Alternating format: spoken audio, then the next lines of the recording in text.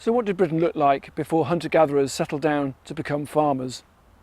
The evidence we have points to an original landscape which was much more like the characteristics we see in wood pasture. It was more park-like than closed canopy, contained open lawns, patches of scrub, individual trees and some areas of closed canopy woodland. As people started to settle and farm the landscape, the different elements of wood pasture developed into the distinct habitats we know today: grassland or heathland with trees, scrub and wooded areas. Within the landscape, the trees had many important functions. In parkland or forest, as maidens, they provided acorns or beech mast. In farmed landscapes, they were cut into pollards, producing tree fodder for livestock, or firewood or other domestic wood products. Wood pasture systems have been part of human life since prehistory, with evidence of pollarding in the Neolithic. People have been grazing animals outside settlements and cultivated land since time immemorial. They also used this outside land for collecting wood for cooking and for winter warmth, and for providing fruits and berries to eat. In Roman and later Anglo-Saxon times, the least civilised parts of the landscape were the richest in the beasts of the chase, wild deer and boar especially.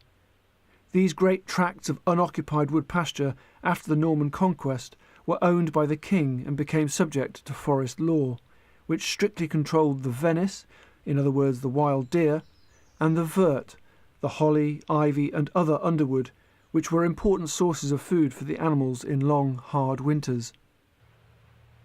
After King John's death, the Forest Charter of 1217 reset the royal forests within their earlier boundaries, whilst reasserting and protecting the common rights of grazing, pannage and lopping of wood.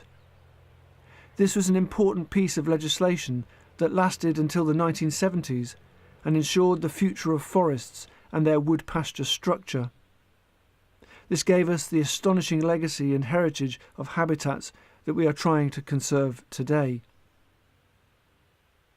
Some were also enclosed as medieval deer parks. Deer were an icon of status for the wealthy and powerful. In the late 17th century and early 18th century, landscape designers such as Capability Brown and Repton were part of a landscape movement that venerated the natural appearance of these deer parks and celebrated the open crown trees as a key feature. They planted the very latest fashions in New World plants and trees, and many of these still survive as veteran trees, providing habitat for associated species. They also recognised the importance of old and standing decaying trees as links to the past, and for their status value in providing an air of antiquity. This has left us exceptionally beautiful sites of great cultural interest. The best collections of ancient trees surviving today are found in royal forests such as Epping, Windsor and Savernake. And the New Forest, with its long continuity of commoning, is one of the largest and best examples of wood pasture left in Western Europe. Through maps and other historical documents, we can sometimes reach as far back in time as the Anglo-Saxon chronicles to trace the origins of today's important wood pastures and parklands, including Sherwood Forest, Windsor Great Park and the New Forest. The presence of ancient open-grown trees, especially oaks, which can live for perhaps over 1,000 years, are further evidence of the past history and continuity of habitat. The value of wood pastures and parkland in the past was for their productivity or status. Over time, they have become increasingly remarkable for their heritage and biodiversity value. Many of the veteran or ancient trees are also of great heritage and cultural value for what they reveal and preserve of ancient systems of land management and the way in which our predecessors interacted and deliberately shaped the landscape.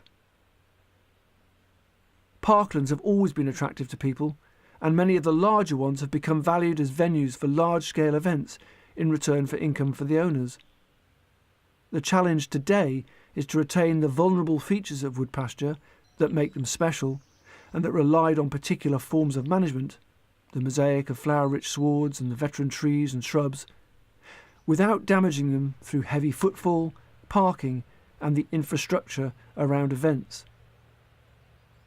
Many agriculturalists are also turning their attention to the more pastoral systems and their multiple benefits, including soil management. They are starting to consider how they can integrate trees and shrubs in their farming systems. There is no doubt that treed landscapes provide multiple benefits, being attractive for recreation and access, whilst allowing a wide range of productive outputs. For biodiversity, overlapping tree generations allow ecological continuity, but for the greatest benefits we need to think carefully about where to establish new wood pastures and parkland. There will be new opportunities to promote these habitats because of their great attraction for people as places of recreation. This historic and sustainable style of land management, productive without modern man-made inputs, is seeing a resurgence. Only now are we beginning to understand wood pasture and parkland as a habitat in its own right. It has had an exciting, rich and varied history, and its role in people's lives has changed over the centuries, from providing food and firewood for common folk to hunting grounds for the nobility. It has been a status symbol and an exhibition place to show off landscape design. Through all of this, the wildlife value of the old open-grown trees has remained high. No matter how we use them in the future, we must ensure that we keep their value, which underpins biodiversity for future generations.